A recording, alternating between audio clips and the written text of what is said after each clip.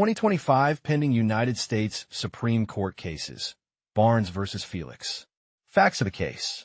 On April 28, 2016, Officer Roberto Felix Jr. fatally shot Ashtian Barnes during a traffic stop on the Harris County Tollway.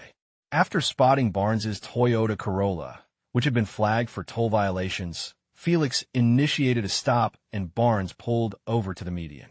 When Felix requested documentation, Barnes, who was driving a car rented in his girlfriend's name, could not produce it and began digging around in the car.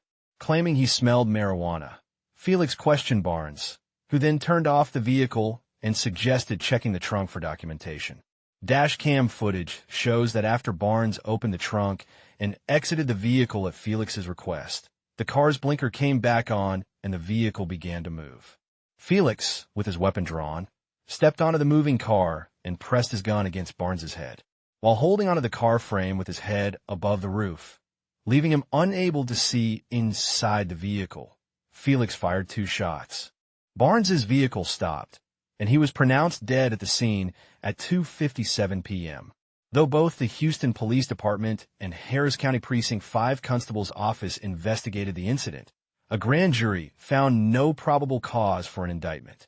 The district court granted summary judgment to the defendants, focusing exclusively on the 2 seconds before the shooting when Barnes's car began moving with Felix holding onto it.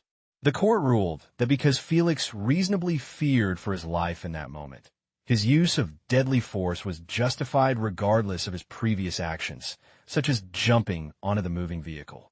The U.S. Court of Appeals for the Fifth Circuit affirmed.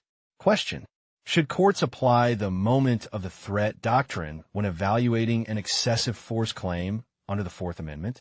The decision is pending. Stay tuned to Ajicum Law TV.